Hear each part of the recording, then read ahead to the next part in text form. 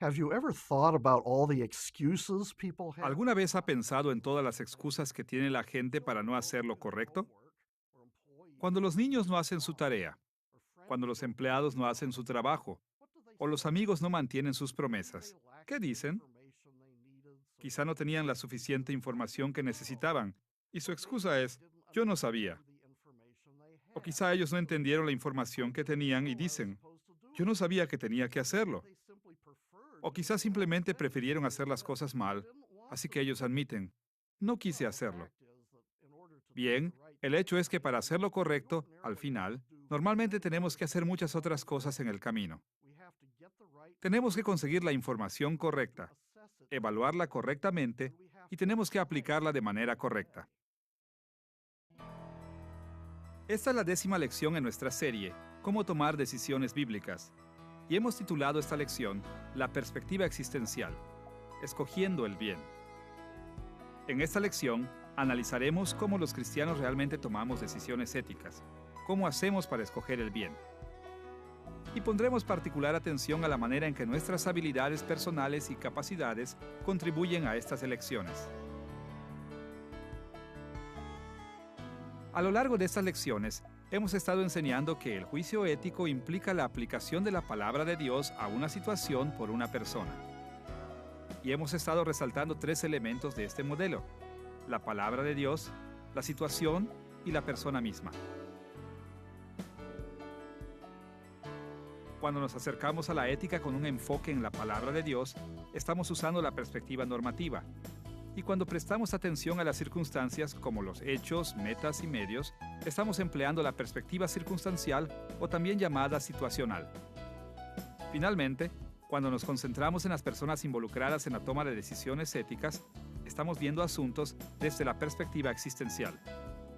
Cada una de estas perspectivas contribuye a las elecciones éticas, dándonos información sobre Dios, sobre nuestra situación y sobre nosotros. Y todas ellas están íntimamente interrelacionadas. En esta lección veremos la perspectiva existencial una vez más, esta vez enfocándonos en la manera que usamos nuestras facultades personales en el proceso de escoger hacer el bien. Los seres humanos usamos una variedad de capacidades y habilidades para tomar decisiones éticas. En esta lección nos referiremos a estas habilidades como nuestras facultades existenciales. Hay muchas maneras de describir estas facultades, pero nosotros las resumiremos en 7 capacidades y habilidades: experiencia, imaginación, razón, conciencia, emociones, corazón y voluntad. Ahora, existe una gran armonía entre cada una de estas facultades existenciales. Todas están profundamente interrelacionadas y son interdependientes. Aún así, cada una funciona en su propia manera, por lo que es útil ver los papeles principales que cada facultad juega en la ética. En esta lección, agruparemos nuestras facultades existenciales conforme a las principales maneras en las que normalmente nos ayudan a tomar juicios éticos. Estas agrupaciones son de alguna manera artificiales, porque todas nuestras habilidades y capacidades están trabajando en cada paso que damos por el camino. Pero también es verdad que nosotros confiamos en ciertas facultades principalmente para realizar ciertas tareas, así que estas divisiones pueden ser útiles cuando pensamos en el proceso de tomar opciones éticas. Conforme analicemos el concepto de escoger el bien, nos enfocaremos en la manera en que nuestras facultades existenciales funcionan en 3 fases principales del proceso de la toma de decisiones. Primero, veremos las principales facultades que usamos cuando adquirimos conocimiento de nuestra situación, de nosotros mismos y de la palabra de Dios. Segundo, consideraremos las capacidades y habilidades que normalmente usamos al evaluar o valorar este conocimiento. Y tercero, nos enfocaremos en las que usamos cuando aplicamos nuestro conocimiento para hacer elecciones éticas. Empecemos con las principales facultades que empleamos cuando adquirimos conocimiento. Consideraremos 2 de las facultades más básicas que son críticas para adquirir conocimiento. Primero, consideraremos cómo confiamos en la experiencia. Y segundo, veremos la manera en que nuestra imaginación contribuye a nuestro conocimiento. Empecemos con la manera en que la experiencia nos ayuda a adquirir el conocimiento que debemos tener al tomar decisiones éticas. Por obvio que parezca, es muy importante recordar en el estudio de la ética que los seres humanos obtienen el conocimiento a través de muchos tipos diferentes de experiencias. Conocemos a las personas porque tenemos la experiencia de verlas, hablar con ellas, etc. Sabemos lo que son las emociones porque hemos experimentado el miedo, el amor, el enojo y el gusto. Sabemos sobre algunos acontecimientos directamente porque vivimos a través de ellos, experimentándolos de primera mano.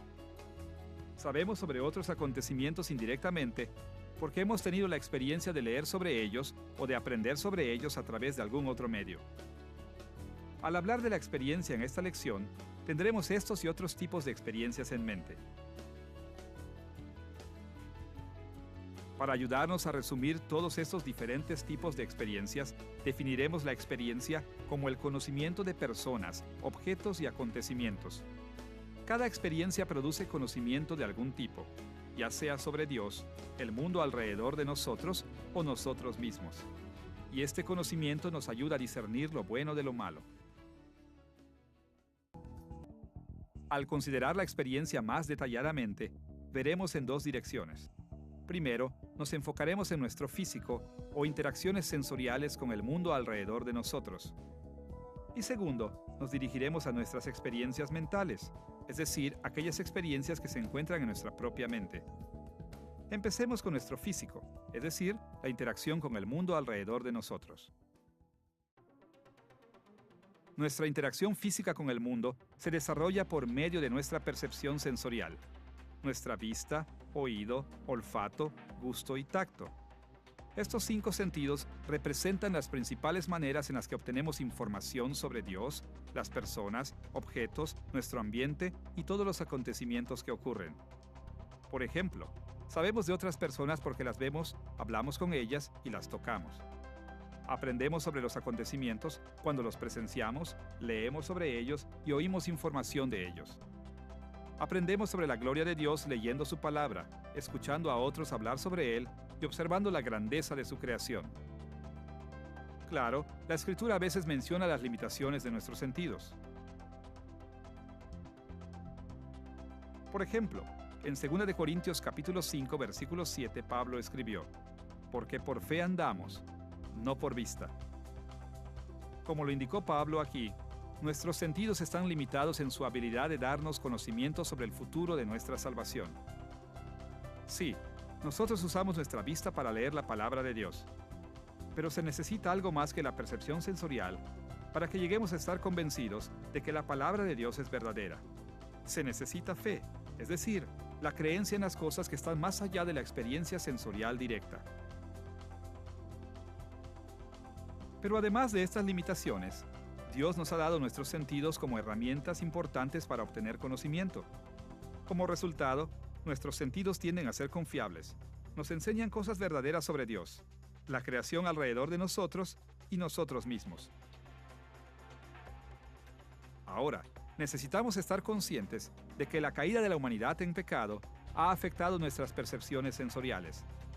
No solo las enfermedades y otras anormalidades limitan nuestras habilidades físicas, a veces también encontramos ilusiones. A veces creemos que oímos, vemos o sentimos algo que realmente no está allí. Pero en general, nuestros sentidos son confiables.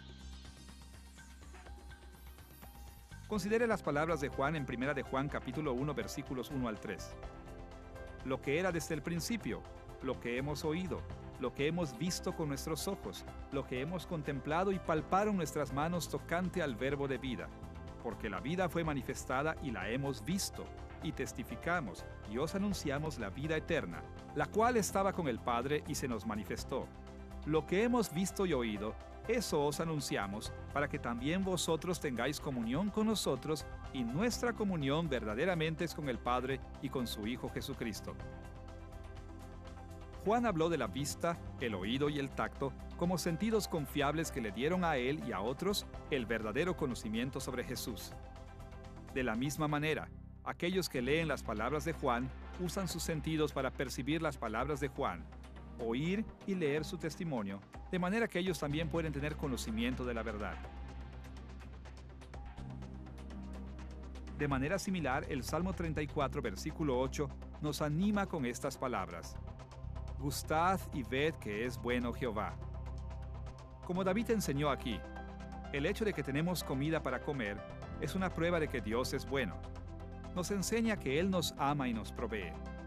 Y aunque no podemos ver físicamente a Dios, nuestro conocimiento de su bondad puede describirse metafóricamente como la vista, ya que nos da conocimiento sobre Él. Así que tanto nuestro sentido del gusto como nuestra experiencia de comer nos dan un verdadero conocimiento sobre Dios.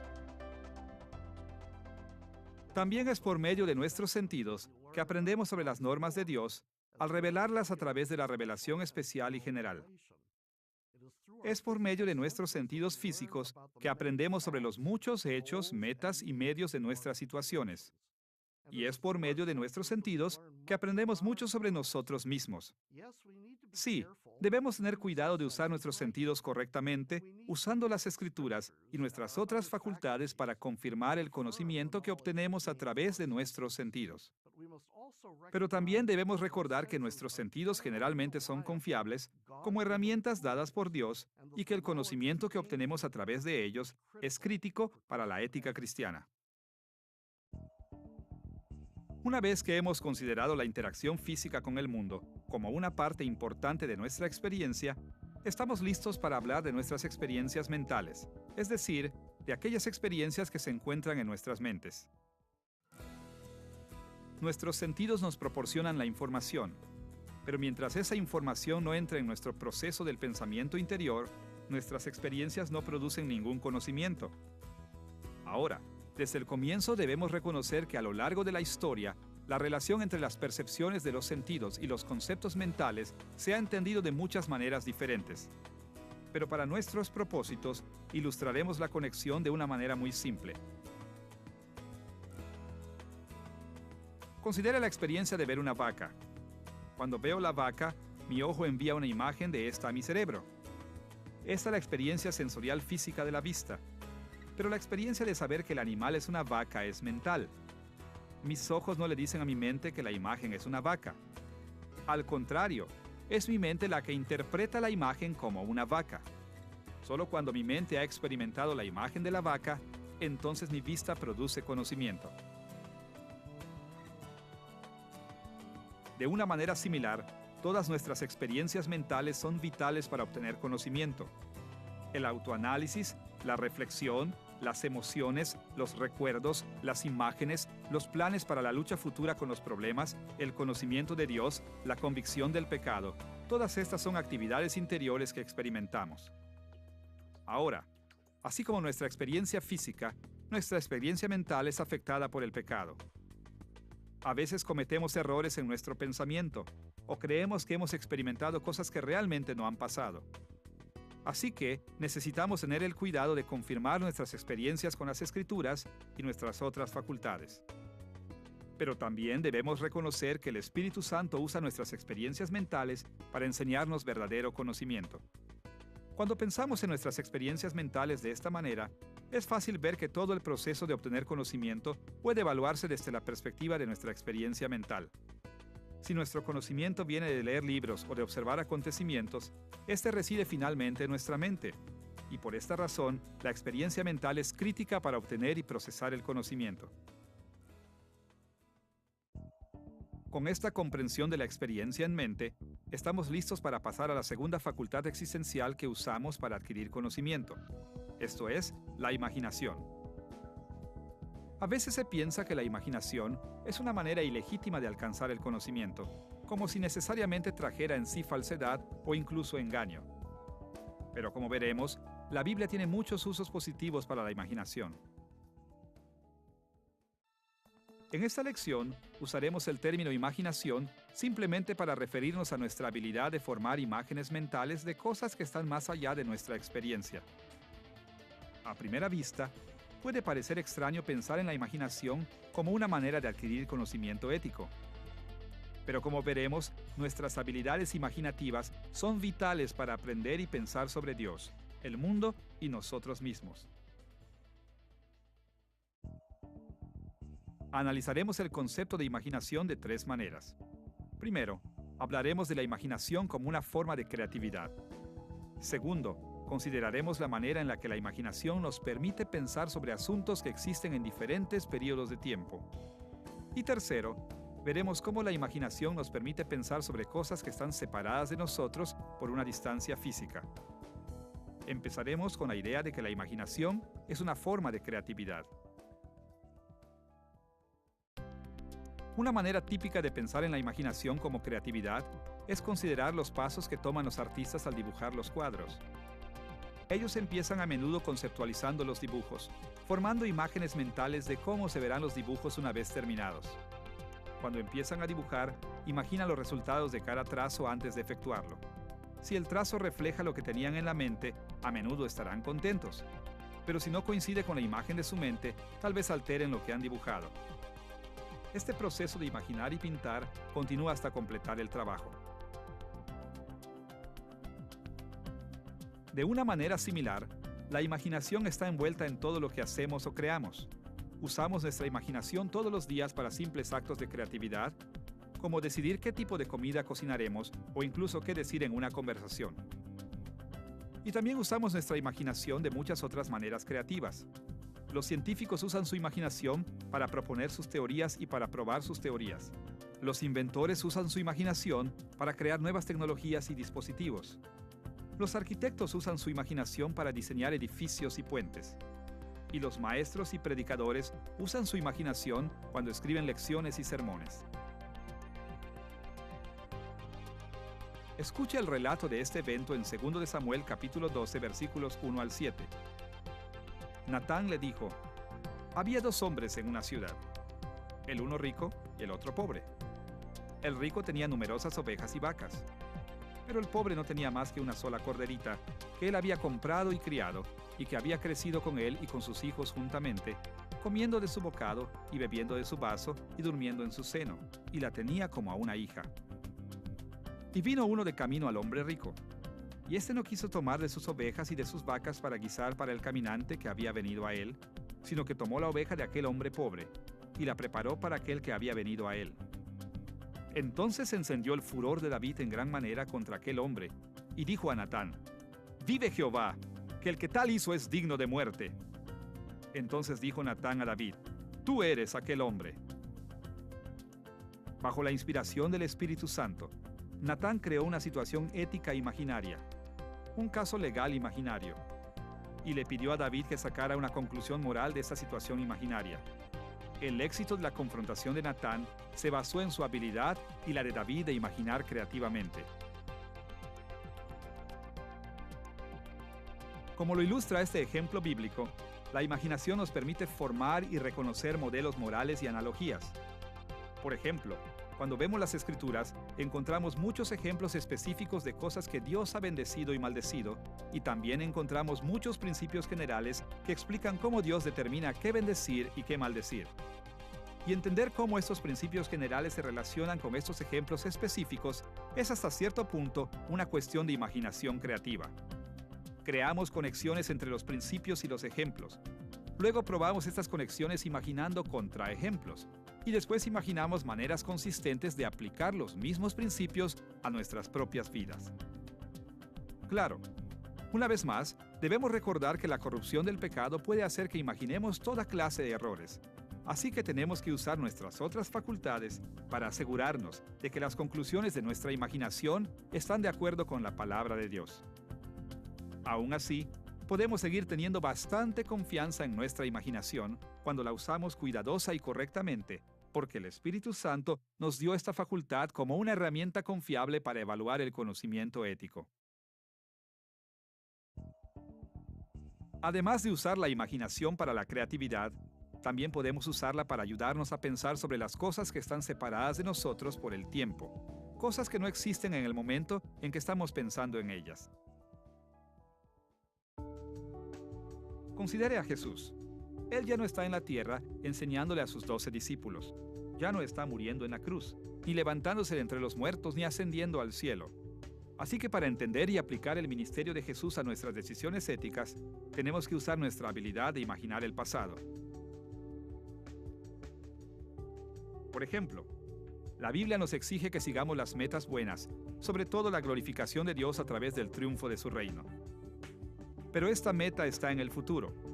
Tenemos que imaginarlo para poder seguirlo. Y también tenemos que usar nuestra imaginación para encontrar los mejores medios que podemos usar para alcanzar esta meta. En resumen, sin nuestra habilidad de imaginar el futuro, no podríamos aplicar la palabra de Dios a nuestras vidas. Una vez que hemos visto la imaginación en lo que se refiere a la creatividad y el tiempo, debemos pasar a la manera en que la imaginación nos ayuda a pensar sobre cosas que están separadas de nosotros por la distancia. Así como las cosas pueden estar separadas de nosotros por el tiempo, también pueden estar separadas de nosotros por la distancia física. Por ejemplo, muy pocos de nosotros hemos visitado la isla de Malta donde el apóstol Pablo naufragó en su viaje a Roma. Pero el hecho de que nunca hayamos visto la isla en persona no significa que no podamos imaginarla. De hecho, hasta cierto punto, cuando leemos la historia bíblica del tiempo de Pablo en Malta en el libro de Hechos, no podemos evitar imaginarla. Vea usted, cuando las personas y las cosas están tan distantes de nosotros que están más allá del alcance de nuestros sentidos, en ese momento no son parte de nuestra experiencia. Y como no son en ese momento parte de nuestra experiencia, tenemos que usar nuestra imaginación para pensar en ellas. Claro, la información que recibimos sobre estas cosas distantes no es exacta, y por lo tanto, nuestros pensamientos tampoco lo son. Por consiguiente, necesitamos confiar fuertemente en el Espíritu Santo para ayudarnos a evaluar nuestra imaginación según la palabra de Dios y para armonizarla con nuestras otras habilidades y capacidades. Cuando se usa debidamente, nuestra imaginación es sumamente útil para pensar sobre cosas que están distantes de nosotros. Considere el caso del apóstol Pablo durante uno de sus periodos de encarcelamiento.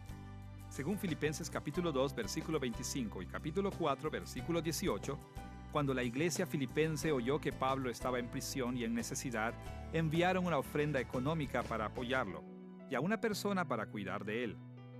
Esta fue una buena elección ética. Primero vieron cuáles eran los hechos, se fijaron una meta piadosa y entonces planearon los medios para alcanzar esa meta. Pero note usted la gran confianza que tuvo ese proceso en la imaginación para acortar la distancia entre Pablo y los filipenses.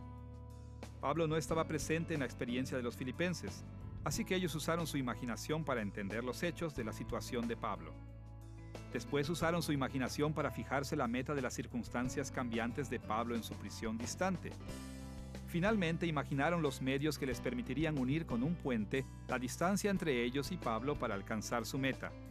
En cada paso de este proceso, la imaginación le permitió a los filipenses pensar sobre cosas que existían a una distancia más allá de su experiencia física. Hasta aquí ya debe estar claro que el proceso de adquirir conocimiento depende en gran manera de las experiencias y la imaginación. Ya sea que estemos investigando las dimensiones éticas de la palabra de Dios, de nuestra situación o incluso de nosotros mismos, normalmente obtenemos nuestro conocimiento a través de estas facultades existenciales.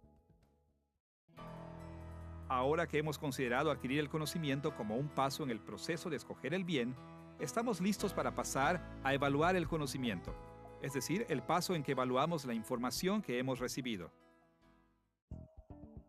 Hablaremos sobre algunas de las maneras en las que las tres facultades existenciales específicas nos ayudan en nuestra tarea de evaluar el conocimiento. Primero, mencionaremos la razón o intelecto, que es nuestra facultad más lógica. Segundo, nos dirigiremos a nuestra conciencia, nuestra habilidad de reconocer lo bueno y lo malo. Y tercero, nos enfocaremos en nuestras emociones como los indicadores intuitivos de lo correcto y lo incorrecto. Empecemos con la razón, es decir, la facultad por la que ordenamos nuestros pensamientos de una manera lógica. Desgraciadamente, los cristianos a menudo se van al extremo cuando piensan en el papel de la razón en la ética. Por un lado, algunas tradiciones teológicas le prestan más atención a la razón que a cualquiera de nuestras otras facultades existenciales. Estos teólogos a veces hablan de la primacía del intelecto, como si tuviéramos que confiar más en nuestra razón que en cualquiera de las otras habilidades y capacidades. Pero siempre debemos recordar que para usar la razón correctamente, debemos emplearla en armonía con nuestras otras facultades. Por otro lado, algunas tradiciones se van al otro extremo, a veces incluso viendo la razón como un enemigo, como si usar el intelecto fuera ignorar la guía personal del Espíritu Santo. Pero la verdad es que nuestro intelecto viene de Dios y que el Espíritu Santo nos ayuda a usarlo correctamente. Por consiguiente, juega un papel importante en nuestro proceso de toma de decisiones. Para nuestros propósitos, la razón puede definirse como la capacidad de hacer conclusiones lógicas y juzgar la consistencia lógica. En un contexto cristiano, el razonamiento correcto es la habilidad de pensar de manera coherente y ordenada y de hacer juicios que concuerdan con los modelos bíblicos del pensamiento. La razón entra en juego en muchas áreas del estudio de la ética cristiana. Pero a estas alturas en nuestra lección, estamos más interesados en cómo nos permite darle sentido a nuestra situación, tanto ayudándonos a entender los hechos como permitiéndonos comparar estos hechos con las normas reveladas en la palabra de Dios. Como ya hemos visto en un nivel básico, incluso el conocimiento que adquirimos a través de nuestra experiencia sensorial requiere una porción de razonamiento. Cada vez que procesamos mentalmente datos sensoriales, estamos ejerciendo la razón en alguna medida. Piense una vez más en la manera en que nuestros ojos envían la imagen de la vaca a nuestro cerebro. Nuestro cerebro graba la imagen, pero es nuestra razón la que reconoce la imagen como una vaca. Evaluamos la calidad visible de la imagen. Comparamos la imagen con nuestro conocimiento existente y determinamos que la imagen es una vaca. Una parte de ese nivel básico de conocimiento es la razón. Y en un nivel más complejo, la razón nos permite comparar diferentes hechos entre sí más extensivamente para determinar su relación lógica. Por ejemplo, consideremos una ilustración muy simple sobre el razonamiento de dos hechos. Por un lado, tenemos la declaración, David está enfermo.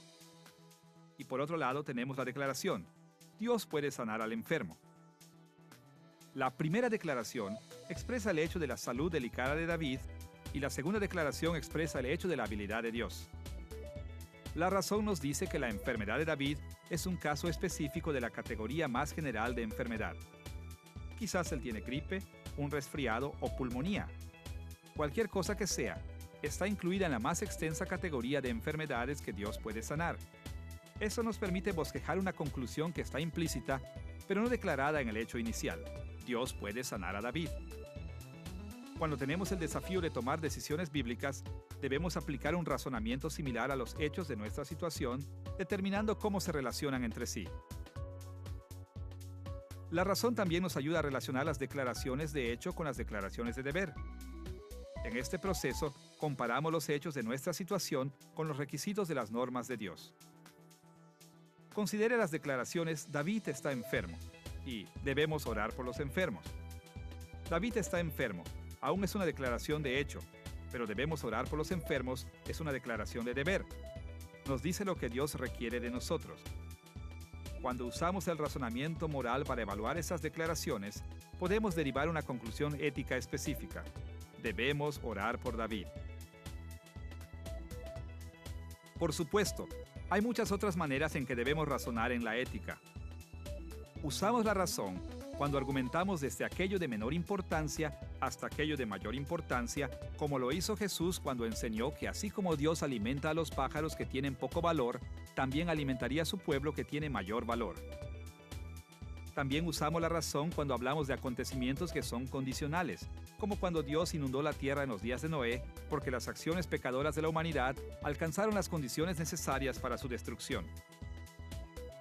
Tristemente, los cristianos a veces creen que la Biblia nos enseña a no usar la razón en la ética. Piensan que de algún modo debemos desconectar nuestra capacidad lógica cuando obedecemos a Dios. Pero nada podría estar más lejos de la verdad. La Escritura usa la razón todo el tiempo y regularmente nos llama a hacer lo mismo. Constantemente presenta argumentos morales lógicos. Y como la Biblia es infalible, su lógica es un modelo perfecto para nuestro propio razonamiento ético. Claro, siempre debemos recordar que la influencia corruptora del pecado ha alcanzado incluso nuestra habilidad de razonar. Como resultado, la razón humana caída nunca puede ser tan perfecta como el razonamiento que encontramos en la Escritura. Así que, para estar más seguros, debemos confirmar nuestras conclusiones con nuestras otras facultades, con otras personas y sobre todo, con la palabra de Dios.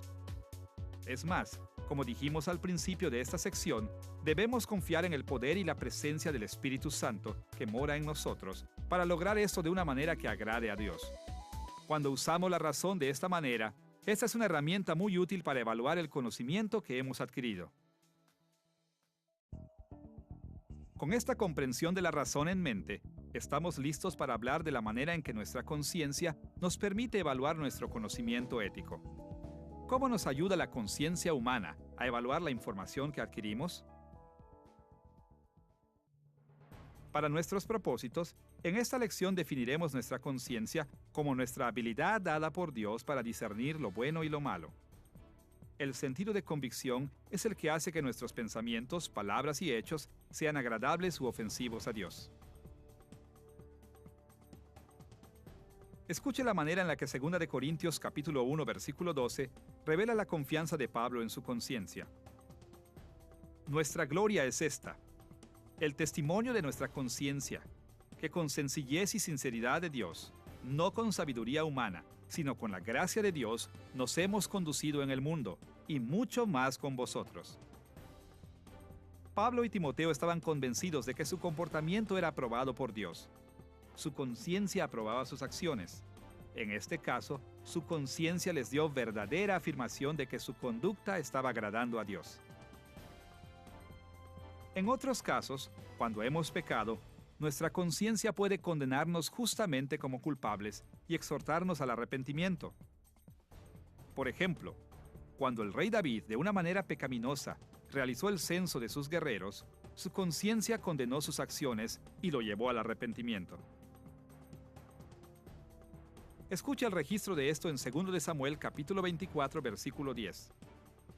Entonces le remordió a David la conciencia por haber realizado este censo militar, y le dijo al Señor: he cometido un pecado muy grande, he actuado como un necio.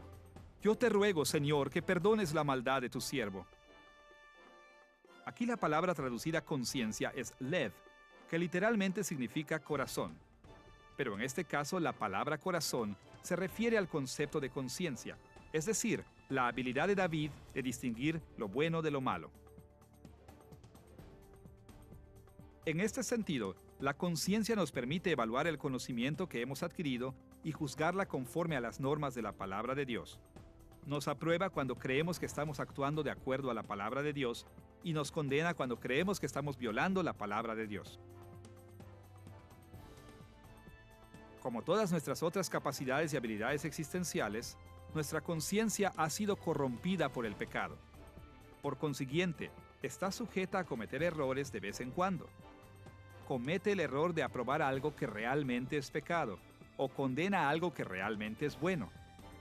En cualquier caso, el resultado es que entendemos mal lo que Dios dice que hagamos. Por ejemplo, escuche las enseñanzas de Pablo en 1 de Corintios capítulo 8 versículos 8 al 11. Si bien la vianda no nos hace más aceptos ante Dios, pues ni porque comamos seremos más, ni porque no comamos seremos menos. Pero mirad que esta libertad vuestra no venga a ser tropezadero para los débiles. Porque si alguno te ve a ti, que tienes conocimiento, sentado a la mesa en un lugar de ídolos, la conciencia de aquel que es débil, ¿no será estimulada a comer de lo sacrificado a los ídolos? Y por el conocimiento tuyo se perderá el hermano débil por quien Cristo murió. Pablo enseñó que era aceptable para los creyentes de conciencia fuerte y bien informada comer comida que había sido sacrificada a los ídolos. Pero si ellos fueran débiles de conciencia y equivocadamente creyeran que sería incorrecto comer la comida del ídolo, entonces sería pecado para ellos comerla. Y lo contrario también es cierto. Es pecado hacer cosas que Dios prohíbe, aun cuando nuestra conciencia nos dice que estas cosas son buenas. Considere las palabras de Pablo en 1 de Corintios capítulo 4 versículo 4. Porque aunque de nada tengo mala conciencia, no por eso soy justificado, pero el que me juzga es el Señor.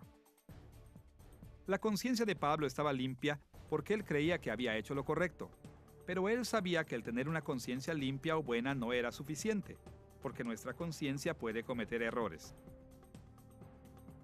Obviamente, la solución contra la influencia corruptora del pecado es confiar en el poder del Espíritu Santo, que trabaja dentro de nosotros mientras nos esforzamos por ajustar nuestra conciencia a la palabra de Dios. Cuando Él nos ayuda a armonizar nuestras facultades existenciales, podemos corregir nuestra conciencia cuando ésta cae en el error y podemos ratificarla cuando juzga correctamente. Ahora que hemos hablado sobre la razón y la conciencia, estamos listos para enfocarnos en la manera en que usamos nuestras emociones para evaluar el conocimiento. Desgraciadamente, muchos cristianos creen que las emociones no deben tener nada que ver con tomar decisiones bíblicas, pero como veremos, las Escrituras recalcan que las emociones juegan un papel muy importante. Las emociones son sentimientos internos, que son los aspectos afectivos de nuestra sensibilidad ética. La Biblia no tiende a hablar sobre las emociones abstractamente o como un grupo. Sin embargo, habla bastante sobre las emociones individuales como el amor, el odio, el enojo, el miedo, la alegría, el dolor, la ansiedad, el contentamiento y el gusto. Así que, para ver la manera en la que usamos las emociones para evaluar el conocimiento, veremos cómo varias emociones específicas pueden ayudarnos a interpretar el mundo que nos rodea. Las emociones son habilidades humanas dadas por Dios que nos permiten evaluar nuestro conocimiento de muchas maneras diferentes. Por ejemplo, a menudo tenemos respuestas emocionales a las situaciones, incluso antes de entrar en cualquier reflexión consciente racional. En estos casos, nuestras emociones nos proporcionan nuestra orientación inicial hacia los hechos. Son evaluaciones inmediatas de nuestras circunstancias. Por ejemplo, si voy cruzando la calle y oigo la bocina del automóvil muy fuerte detrás de mí, mi primera reacción probablemente será emocional, como miedo o sorpresa. Y solo después de una reflexión consciente, podré explicar que tuve miedo porque sentí que podría estar en peligro. En casos como este, es posible decir que las emociones están basadas en alguna forma subconsciente del razonamiento. Yo sé que las bocinas del automóvil normalmente me alertan del peligro. Así que, cuando oigo una bocina de automóvil, puedo reaccionar reflexivamente con la emoción de miedo. Pero sería difícil identificar un proceso de pensamiento racional en este reflejo. Cualquier persona estará de acuerdo que sucede tan rápido que no tendría tiempo de entrar en un razonamiento activo consciente.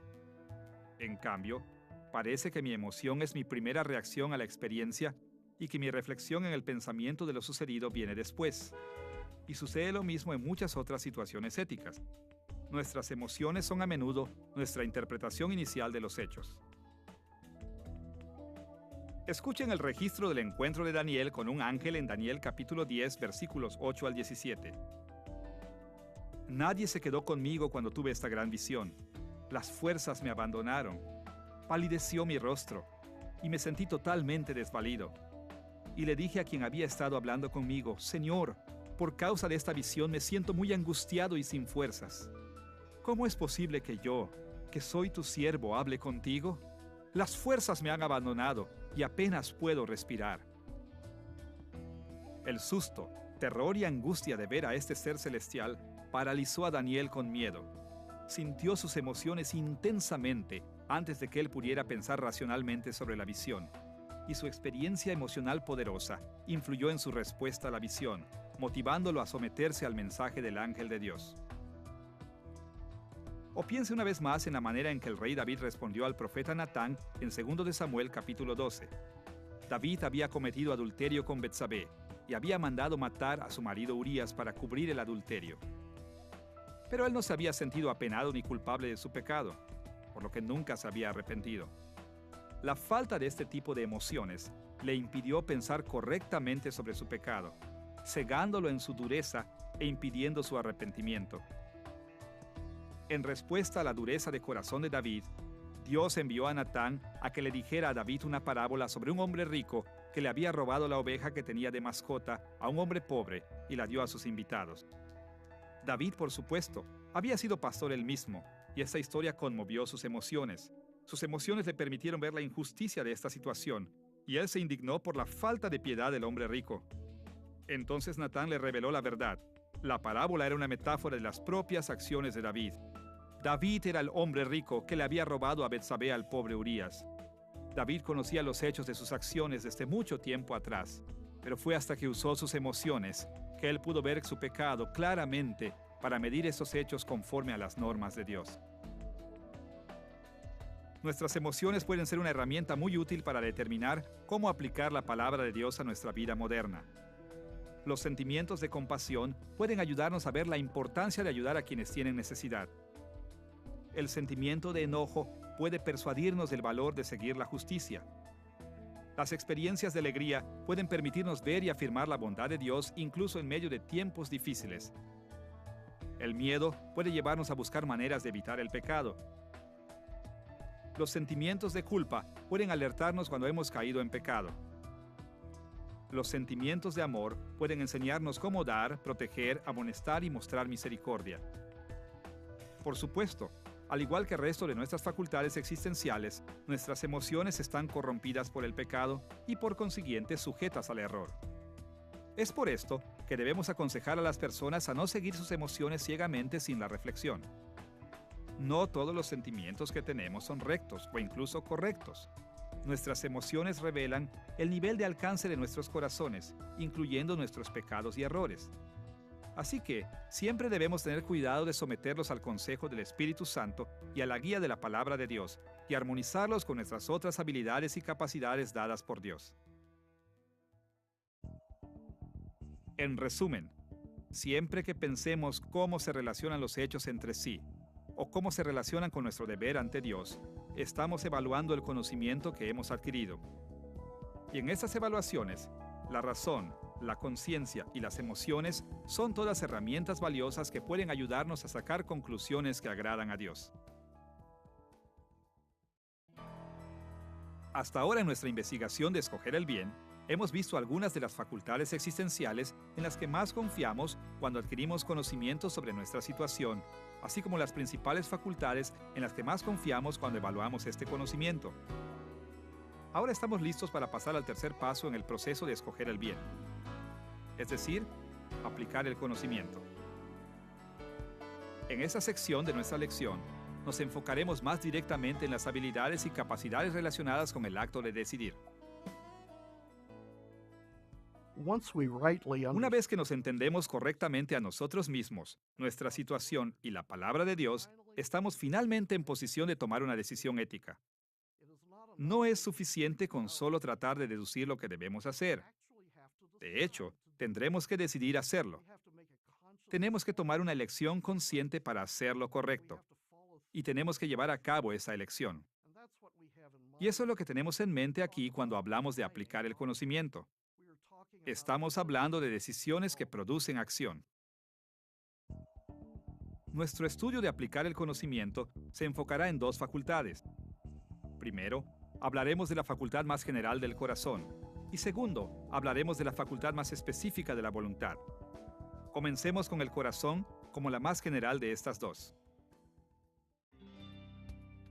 Como hemos visto en una lección anterior, nuestro corazón es el centro de todo nuestro ser. Es el fondo de nuestra persona interna y el centro de nuestros motivos, es decir, la suma de todas nuestras disposiciones interiores.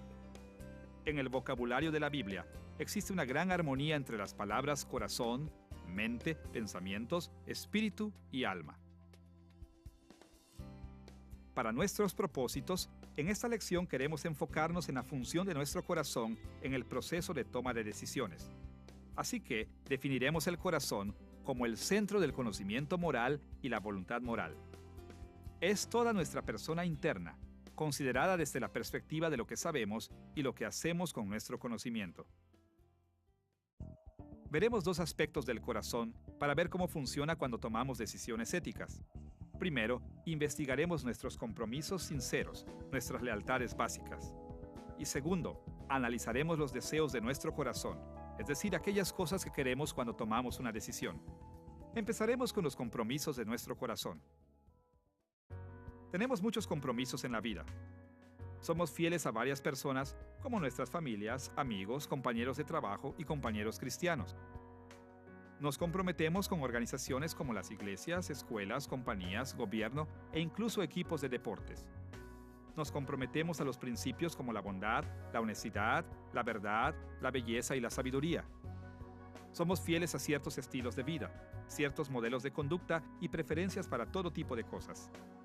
Y por extraño que nos parezca, Debido a que somos seres humanos caídos, existe un sentido en el que incluso tenemos compromisos para pecar.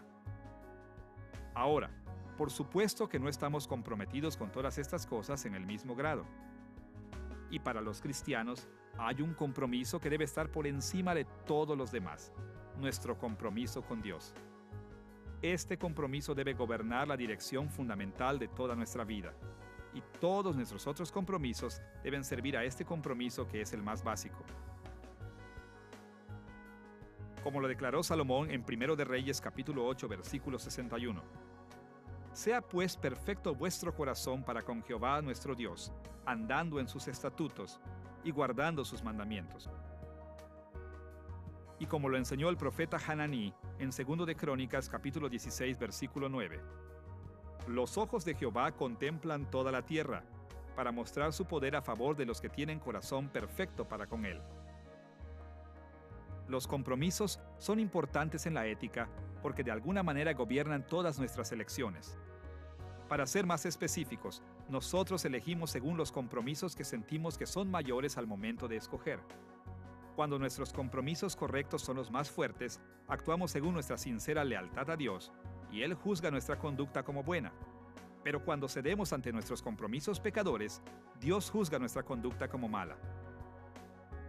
Como dijo Jesús en Lucas capítulo 6, versículo 45, el hombre bueno, del buen tesoro de su corazón saca lo bueno, y el hombre malo, del mal tesoro de su corazón saca lo malo, porque de la abundancia del corazón habla la boca. Aquí Jesús se refirió a nuestros compromisos como las cosas que están atesoradas en nuestros corazones, y nuestros compromisos siempre se hacen explícitos en nuestras obras. Así que expresamos nuestro compromiso con Dios en las buenas obras y expresamos nuestro compromiso con el pecado en las malas obras.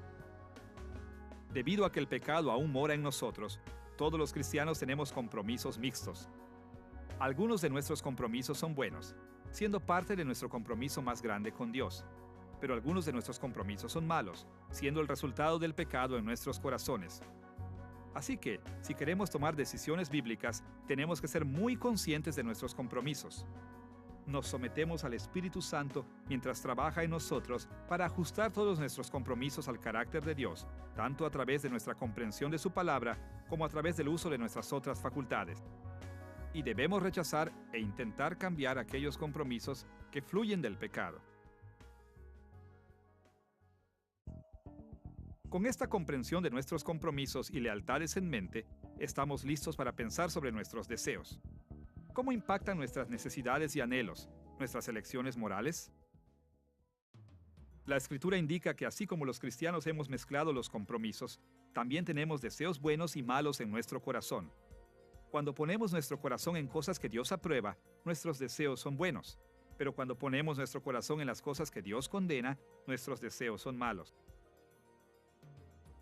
Por ejemplo, en 2 de Timoteo capítulo 2, versículos 20 al 22, Pablo dio esta instrucción. Pero en una casa grande no solamente hay utensilios de oro y de plata, sino también de madera y de barro. Y unos son para usos honrosos y otros para usos viles. Así que, si alguno se limpia de estas cosas, será instrumento para honra, santificado, útil al Señor y dispuesto para toda buena obra. Huye también de las pasiones juveniles y sigue la justicia, la fe, el amor y la paz con los que de corazón limpio invocan al Señor.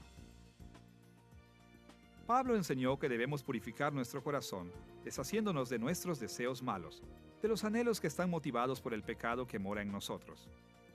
Conforme purguemos los deseos malos de nuestro corazón, solo nos quedarán aquellos deseos que agradan al Señor.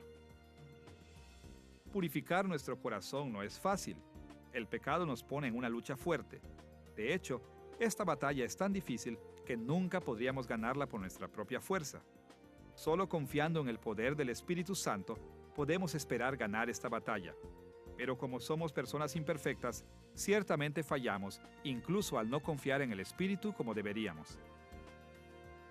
Escuche las palabras de Pablo en Gálatas capítulo 5, versículo 17.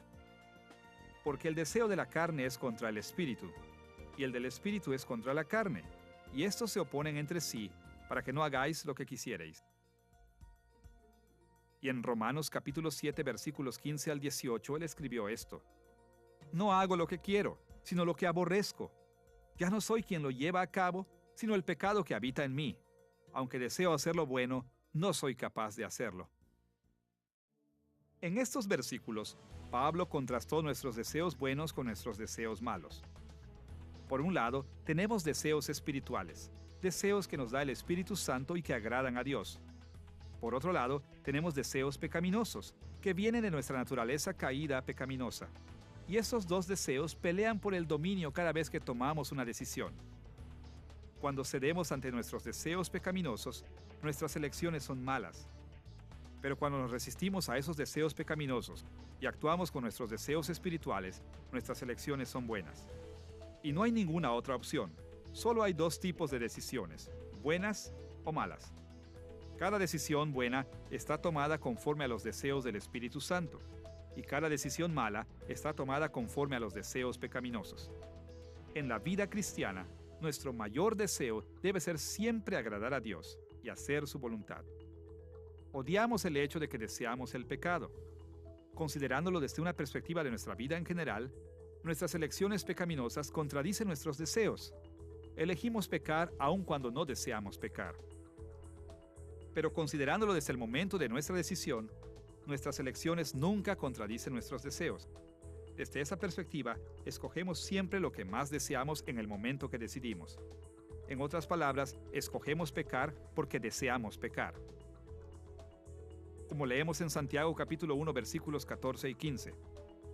Cada uno es tentado cuando sus propios malos deseos lo arrastran y seducen. Luego, cuando el deseo ha concebido, engendra el pecado. Cuando pensamos en nuestro corazón, en lo que se refiere a nuestros compromisos y deseos, es fácil ver que el corazón es esencial para tomar decisiones éticas. A veces seguimos nuestros compromisos y buenos deseos para tomar decisiones que aplican correctamente la palabra de Dios en nuestras vidas. Otras veces, seguimos nuestros compromisos y malos deseos, negándonos a vivir conforme a la palabra de Dios. En todo caso, esas elecciones surgen de nuestro corazón. Una vez que hemos hablado de nuestro corazón como la facultad más general que usamos cuando aplicamos el conocimiento, estamos listos para ver la voluntad como algo más estrecho, es decir, como una facultad existencial más específica para tomar elecciones morales. Nuestra voluntad es nuestra capacidad para tomar decisiones. Es nuestra disposición, nuestra habilidad para hacer elecciones. Así que cada vez que hacemos una elección o una decisión, estamos usando nuestra voluntad. Como todas nuestras facultades existenciales, nuestra voluntad es una perspectiva de toda nuestra persona. Así que, no debemos cometer el error de pensar que depende de nuestras otras capacidades y habilidades.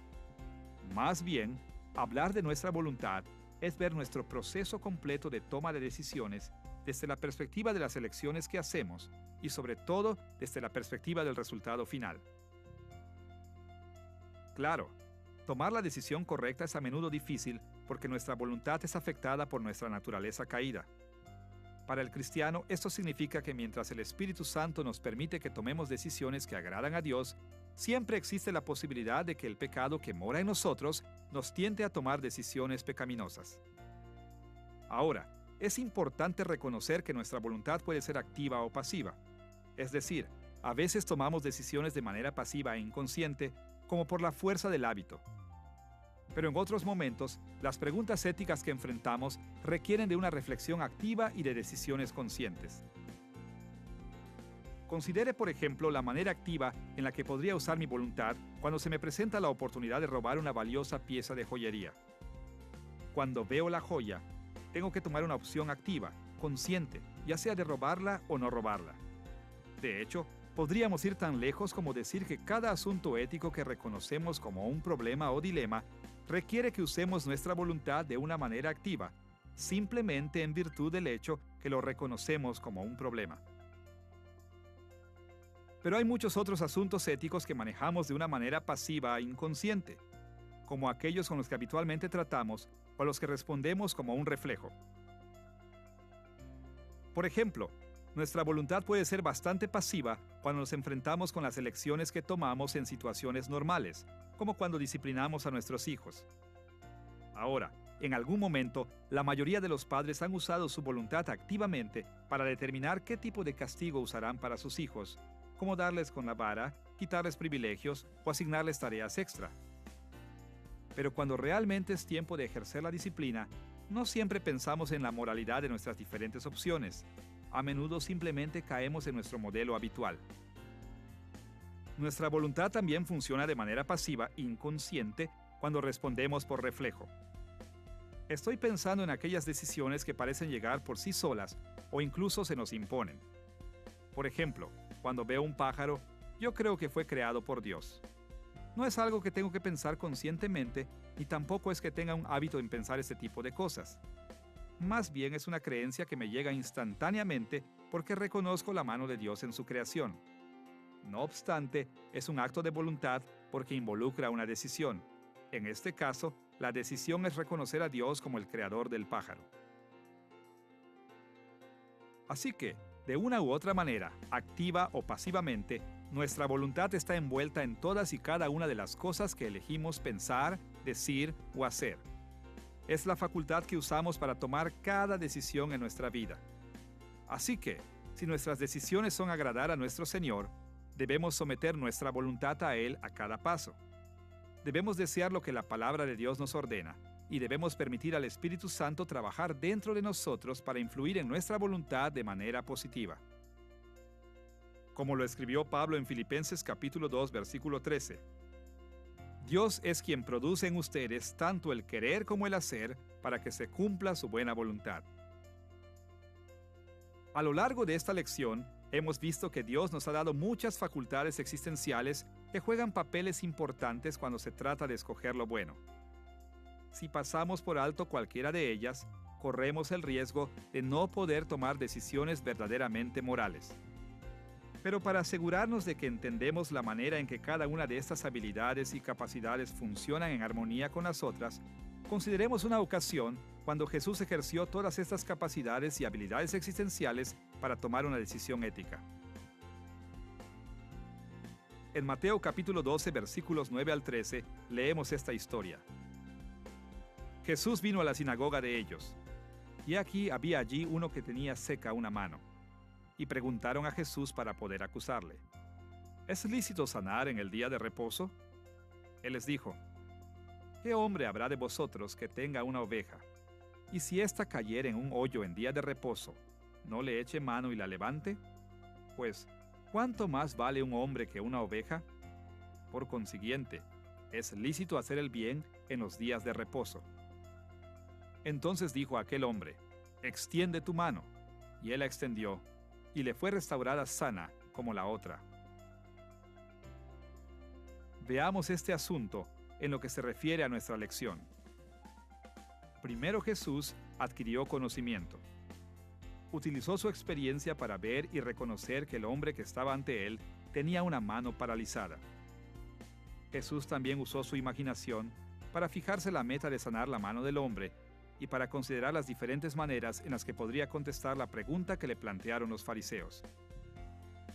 Segundo, Jesús evaluó su conocimiento.